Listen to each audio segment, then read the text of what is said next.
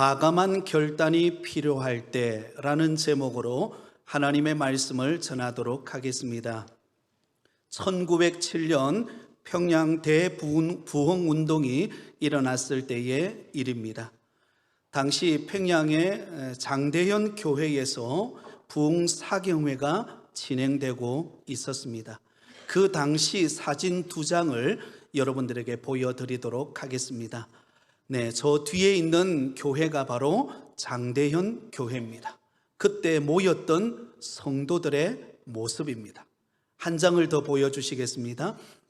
네, 부흥의 도중에 말씀을 듣다가 어느 한 장로님이 큰 찔림을 받고 자리에서 일어나서 펑펑 울면서 자신의 죄를 고백하고 있는 장면입니다. 그는 이렇게 고백합니다. 나는 아간과 같은 사람입니다. 친구가 맡긴 그 돈을 훔쳐서 잘못 사용했습니다. 그러면서도 아닌 척 위선적인 삶을 살아왔습니다. 나는 큰 죄인입니다. 그 고백을 들었던 많은 성도들이 하나 둘씩 자리에서 일어나서 자신의 죄를 자복하게 되었습니다. 거짓말한 사람, 남을 미워한 사람, 도둑질한 사람, 자신의 죄를 숨겨두었던 죄를 공개적으로 일어나서 자신의 죄를 회개하기 시작했습니다. 그러자 그 부흥의 사경회의 그 현장이 회개의 통곡의 눈물바다가 되었다는 것입니다. 그 결과 평양 대부흥운동이 일어나게 되었고 동방의 예루살렘이라 불리우게 되었다는 것입니다. 여러분, 진정한 회개는 부흥을 가져오는 줄 믿습니다. 우리는 지난 시간에 느헤미야서 8장을 통해 영적 부흥을 사모하라 라는 제목으로 우리가 말씀을 들었습니다. 영적 부흥의 비결이 무엇이었습니까? 그것은 하나님의 말씀 듣기를 사모하는 데부터 시작이 된다고 했습니다. 그리고 그 말씀을 들을 때에 한 귀로 듣고 한 귀로 흘려버리는 것이 아니라 그 말씀에 대한 경외감을 가지고 그 말씀을 받아들이는 것입니다. 그리고 그 말씀을 받을 때마다 아멘으로 화답하고 믿음으로 반응할 때 그때 부흥의 역사가 일어난다라는 말씀을 함께 나누었습니다. 오늘 우리가 읽은 느헤미야서 9장의 말씀은 바로 이러한 말씀의 부흥이 일어난 이후에 이스라엘 백성들의 삶의 변화가 일어난 모습들을 기록하고 있습니다. 은혜 받은 것으로, 눈물 흘린 것으로 끝나버린 것이 아니라 그들의 삶의 놀라운 변화들이 일어나게 되었다는 것입니다. 자, 그렇다면 은혜 받은 성도들이 은혜 받고 난 다음에 그들에게 일어났던 변화들의 모습은 무엇일까요?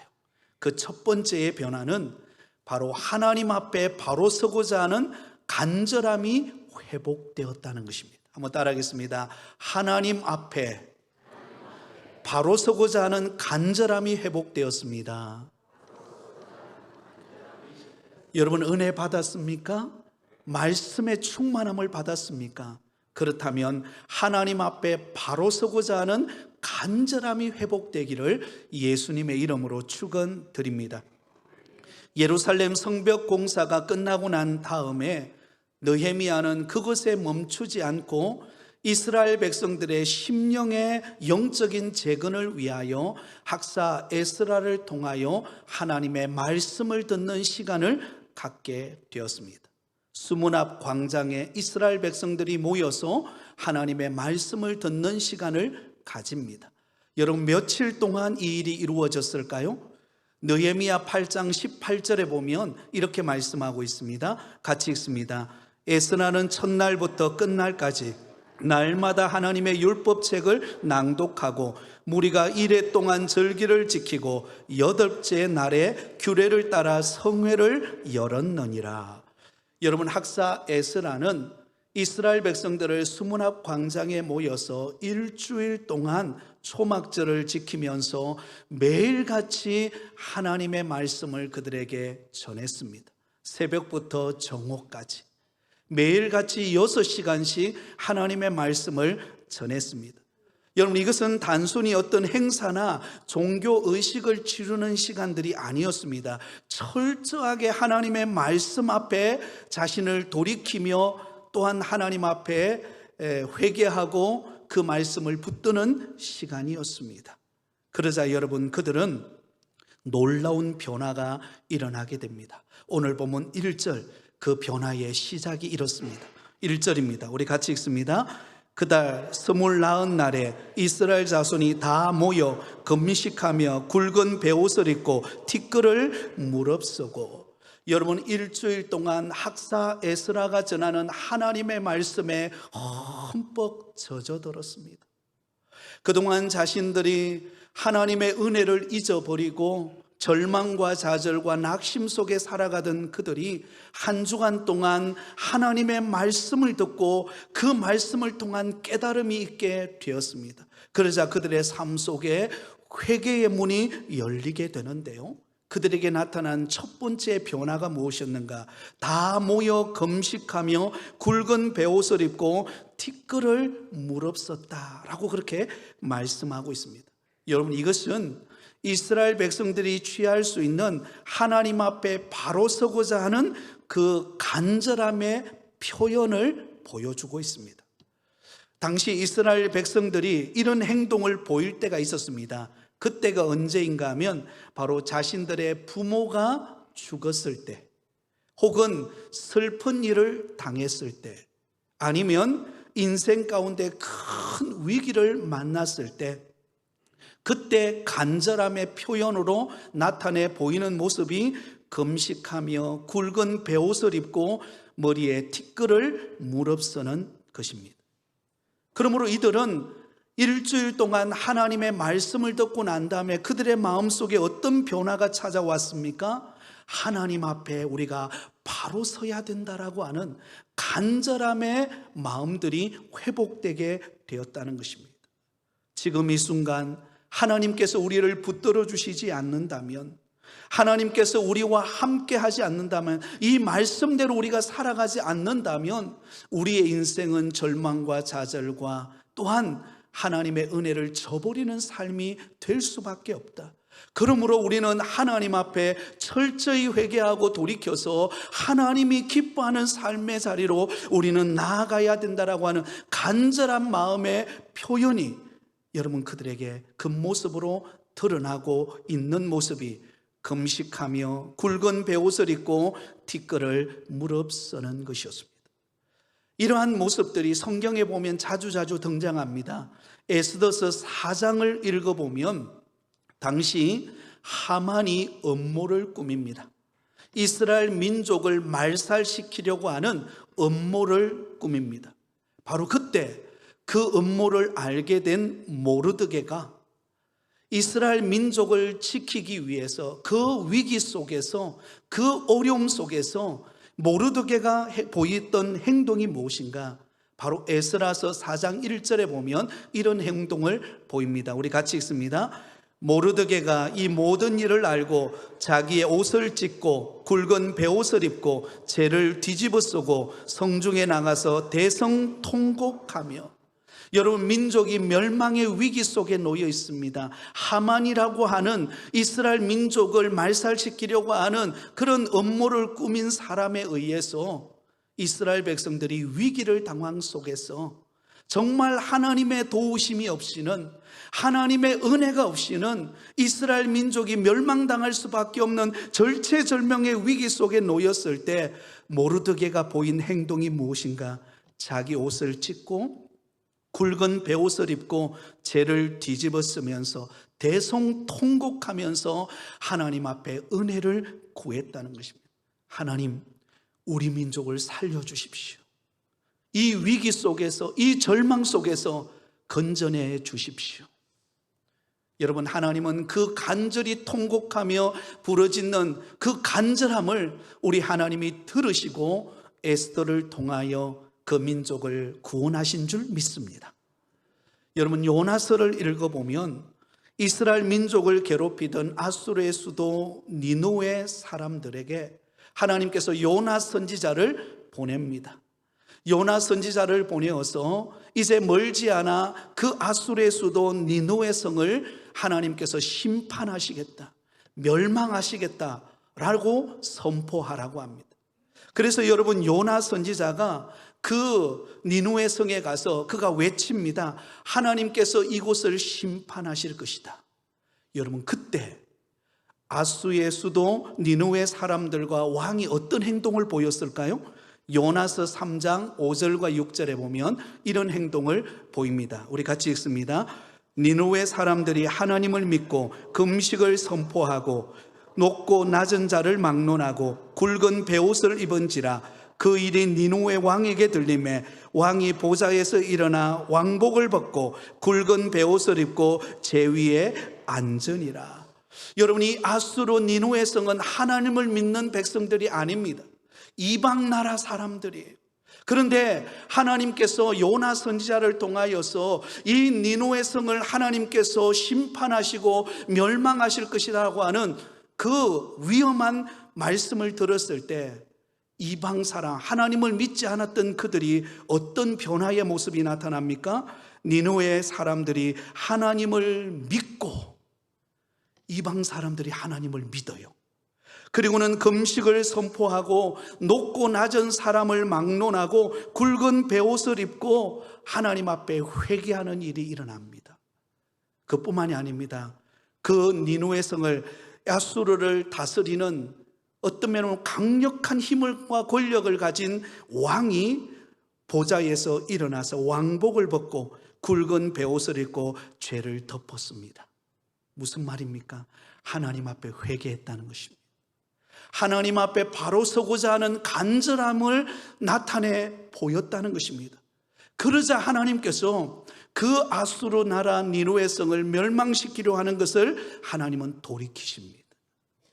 사랑하는 성도 여러분, 저와 여러분의 삶의 회복은 어디서로부터 시작될까요? 하나님 앞에 바로 서고자 하는 간절함이 있을 때, 그리고 하나님 앞에 회개하는 마음으로 나올 때, 그때 우리의 삶에 변화가 일어나고 하나님의 은혜가 임하는 줄 믿습니다. 그러므로 날마다 우리는 하나님 앞에 나올 때마다 나 자신을 살피면서 하나님 앞에 바로 서고자 하는 간절함의 은혜가 있기를 예수님의 이름으로 축원드립니다. 자, 두 번째, 이스라엘 백성들의 변화는 무엇일까요? 바로 세상 방식을 거절하는 단호한 결단이 있었다는 것입니다. 한번 따라하겠습니다. 세상 방식을 거절하는 단호한 결단이 있었습니다.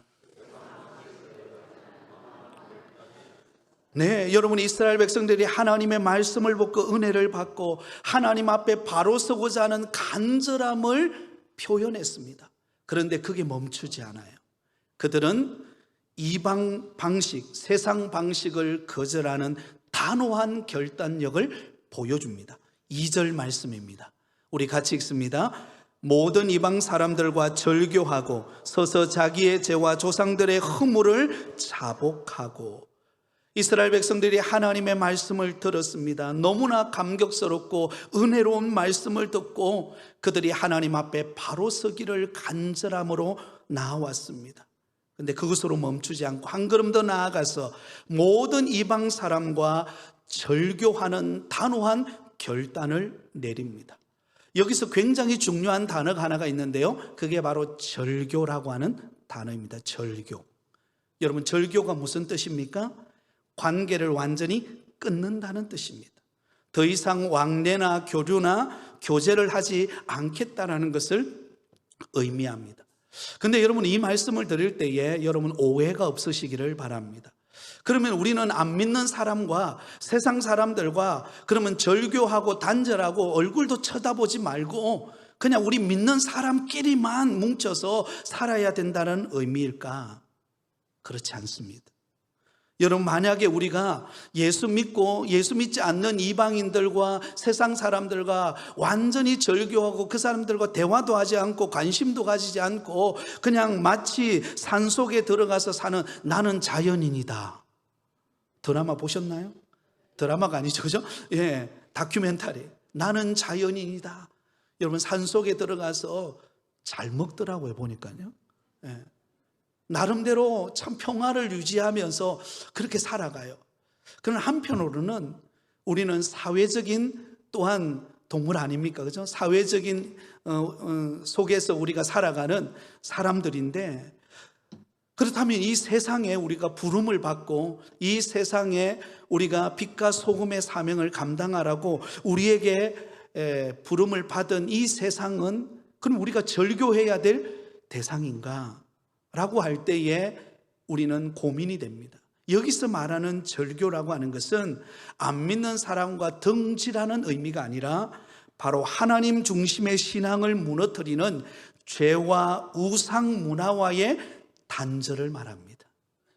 세상 사람들과 대화하지 말라는 것이 아니라 그 사람들이 따르는 죄와 우상 문화에 젖어들지 말라는 것입니다.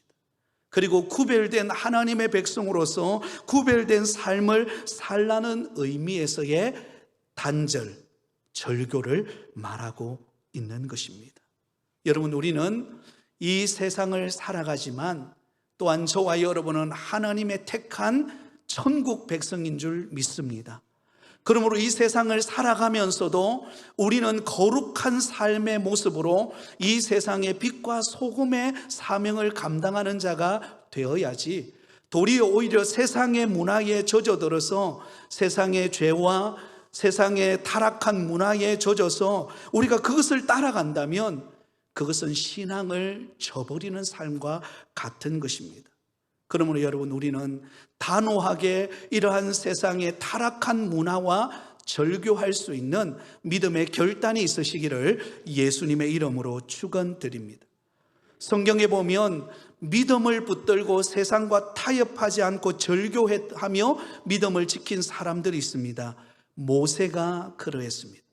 여러분, 모세는 애굽의 왕자로서 그가 애굽 학문을 익히고 차세대에 애굽을 이끌 그런 왕의 후견자가 될 수 있는 왕자가 되었던 사람입니다. 그런데 여러분, 모세는 자신이 마음껏 누릴 수 있는 애굽의 그 화려한 삶을과 절교합니다. 그리고는 고난받는 길을 선택해요. 히브리서 11장 24절에서 26절에 보면 모세에 관하여 이렇게 말씀합니다. 우리 같이 읽습니다. 믿음으로 모세는 장성하여 바로의 공주의 아들이라 칭함받기를 거절하고 도리어 하나님 백성과 함께 고난받기를 잠시 세상의 낙을 누리는 것보다 더 좋아하고 그리스도를 위하여 받는 수모를 애굽의 모든 보화보다 더 큰 재물로 여겼으니 이는 상 주심을 바라봄이라. 아멘. 여러분, 모세가 믿음으로 장성하였을 때에 바로의 공주라고 칭함받는 것을 거절했다, 절교했다라는 말입니다. 여기서 바로의 공주의 아들로 칭함받는다는 것은 왕의 뒤를 이어서 애굽을 다스리는 왕이 될 수 있는 위치에 있다는 것을 의미합니다. 그런데 모세는 그 삶을 절교합니다. 그리고는 애굽의 종된 이스라엘 백성들을 이끌어서 하나님의 약속의 땅으로 이끌어가는 믿음의 삶의 길을 걸어갑니다. 그 길은 고난의 길이에요. 그 길은 쉽지 않는 온갖 어려움과 위기가 있는 곳입니다. 그런데도 모세는 세상과 단절하고 택한 백성들을 이끌고 약속의 땅으로 갑니다. 왜 그랬을까요? 상 주시는 이심을 바라보았기 때문입니다. 하나님께서 나에게 복을 주신다라는 것을 믿었기 때문입니다. 여러분, 때로는 우리가 세상에 살아가면서 세상에 화려하고 우리를 유혹하는 온갖 죄와 타락한 문화들이 우리 주변에 놓여 있습니다. 여러분, 타락한 본성을 가진 우리 인간은 그 죄악된 길을 가고 싶은 욕망들이 우리 속에 존재하고 있습니다. 그럼에도 불구하고 우리가 단호하게 그것을 절교하고 하나님의 말씀을 따라 믿음으로 살아갈 때 때로는 손해보는 것 같고 때로는 세상 사람들로부터 왕따 당하는 것 같고 그런 어려움을 겪지만, 그러나 여러분, 우리는 우리에게 상 주시는 하나님을 바라보고 살아가는 믿음의 백성임을 잊지 않기를 바랍니다. 여러분, 아프리카에 가면 아프리카 원주민들이 원숭이를 잡는 방법이 있다고 합니다. 어떻게 잡는가 하면 사냥꾼들이 코코넛, 여러분 아시죠? 코코넛에다가 작은 구멍을 뚫습니다. 그리고는 손만 겨우겨우 들어갈 만큼 그런 구멍을 뚫어놓고 그 안에다가 땅콩을 넣어 놓는다 그래요.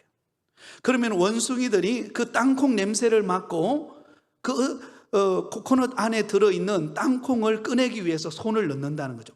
들어갈 때는 겨우 들어가요. 그 다음에 그 안에 있는 땅콩을 먹고 싶은데 어떻게 먹고 싶어요? 왕창 먹고 싶은 거예요. 그래서 왕창 그 속에 있는 땅콩을 쥐어 잡는다는 거죠. 그 다음에 그 손을 빼려고 하니까 어때요? 구멍이 작으니까 나오지를 않는 거예요. 그래서 사냥꾼이 달려와서 옆에 오고 있는데도 어때요? 원숭이가 뭐에 관심이 있기 때문에요? 그 땅콩에. 그 땅콩이 좋아서 땅콩을 더 많이 먹으려고 놓지를 않다 보니까 어때요? 그래가지고 잡혀서 먹힌다는 소문이 있습니다. 사랑하는 여러분, 우리는 믿음의 사람인 줄 믿습니다. 하나님의 말씀을 듣고 은혜를 받았다면 우리는 항상 하나님의 말씀의 법을 따라 세상과 타협하거나 세상의 욕심과 쾌락과 죄에 물들지 아니하고 구별된 거룩한 백성으로서 하나님 앞에 구별되어 살아가는, 예수 믿는 성도답게 살아가는 믿음의 성도들이 다 되시기를 예수님의 이름으로 축원드립니다. 마지막 세 번째는 이스라엘 백성들에게 어떤 변화가 있었을까요? 하나님을 진심으로 찬양하기로 결심했습니다. 한번 따라하겠습니다. 하나님을 진심으로 찬양하기로 결심했습니다. 네, 여러분, 이스라엘 백성들이 말씀을 통하여 큰 은혜를 받았습니다. 하나님 앞에 바로 서기로 결단하고 간절함으로, 그리고 세상과 절교하면서 이제부터는 믿음으로 살겠다고 결단했을 때 그들에게 나타났던 심령의 변화가 무엇인가? 진심으로 하나님을 찬양하고 하나님 앞에 영광 돌리는 입술의 고백이 터져 나왔다는 것입니다. 우리 5절과 6절을 같이 읽습니다. 시작. 또 레위 사람 예수아와 감미엘과 바니와 하삽느냐와 세레바와 호디야와 스바냐와 부다히야는 이르기를 너희 무리는 마땅히 일어나 영원부터 영원까지 계신 너희 하나님 여호와를 송축할지어다. 주여, 주의 영화로운 이름을 송축하올 것은 주의 이름이 존귀하여 모든 송축이나 찬양에서 뛰어남이니이다. 오직 주는 여호와시라. 하늘과 하늘들의 하늘과 이룰 성신과 땅과 땅 위의 만물과 바다와 그 가운데 있는 모든 것을 지으시고 다 보존하시오니 모든 천군이 주께 경배하나이다. 할렐루야. 여러분, 이스라엘 백성들이 그동안 하나님을 찬양하지 않는 것 아닙니다. 그들은 어려울 때도, 또한 바벨론의 포로로 끌려가서 포로 신세를 당할 때도 그들은 늘 하나님을 찬양하고 예배하고 믿음으로 살려고 애를 썼습니다. 근데 그때 고백했던 찬양과 지금 찬양은 달라요. 지금 드리는 찬양은 하나님 앞에서 자신을 돌아보고 철저히 회개하고 세상과 절교하면서 하나님 앞에 구별된 백성으로 오직 하나님만 송축함을 받으시기를. 오늘 찬양 인도하던 목사님 그 고백을 했죠. 하나님을 높이는 경배일 뿐만 아니라 송축은 내가 낮아지는 것이라고. 하나님 앞에 낮아져서 오직 하나님만 영광을 받으시고 오직 하나님만이 경배를 받으시고 오직 하나님만이 우리의 삶을 다스리시는 분이시라는 입술에 진정한 믿음의 고백이 터져 나왔다는 것입니다. 사랑하는 성도 여러분, 여러분들은 요즘에 찬송가를 많이 찬양을 많이 부르십니까? 유행가를 많이 부르십니까? 노세 노세 젊어서 노세 늙어지면 못 노나니. 예, 좋습니다. 예, 저도 유행가 많이 알고 있는 사람 중에 한 사람인데 요즘엔 안 부릅니다만은 예전에 참 많이 불렀습니다. 근데 여러분, 유행가와 찬송가의 차이점이 무엇일까요? 유행가는 흥을 즐기고 내 마음을 달래는 노래가 유행가입니다. 근데 찬송은요, 찬송가는 구원받은 백성이 신앙 고백을 통해 하나님을 영화롭게 하는 것입니다. 그게 바로 찬송이에요.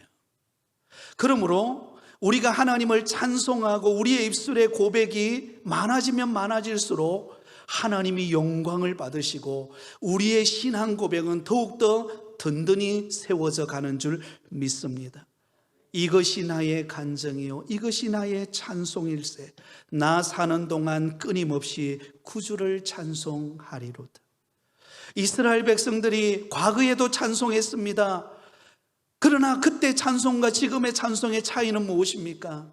지금의 찬송은 그 하나님의 은혜가 얼마나 큰가를 알고, 그 하나님이 오늘도 우리와 함께 하시고, 그 하나님이 오늘도 우리의 경배와 예배를 받으시기에 합당하신 줄 믿고 믿음으로 고백하는 그 간절함의 찬양이었던 것입니다. 그러니 여러분, 그곳에 있는 모든 이스라엘 백성들의 그 찬송과 경배의 고백이 얼마나 은혜가 되었겠습니까?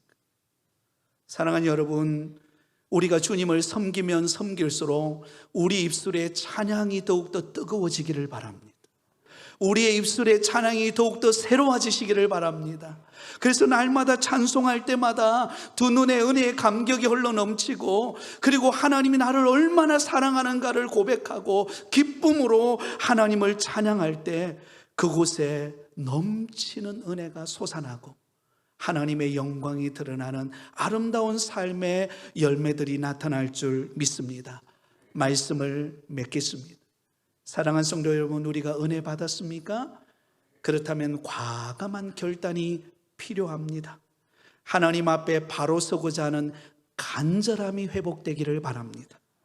세상 방식을 따라 살아가고자 하는 우리 속에 끊임없이 일어나는 욕망을 끊어버리고 절교하고 위로부터 주시는 상급을 바라보면서 우리가 믿음의 길을 묵묵히 걸어가실 수 있기를 바랍니다. 그리고 날마다 우리의 입술에 찬송을 통하여 하나님을 높이고 그 은혜로 말미암아 날마다 넉넉한 풍족한 은혜의 삶을 살아가는 우리 모든 부곡교회 성도들이 다 되시기를 예수님의 이름으로 축원드립니다.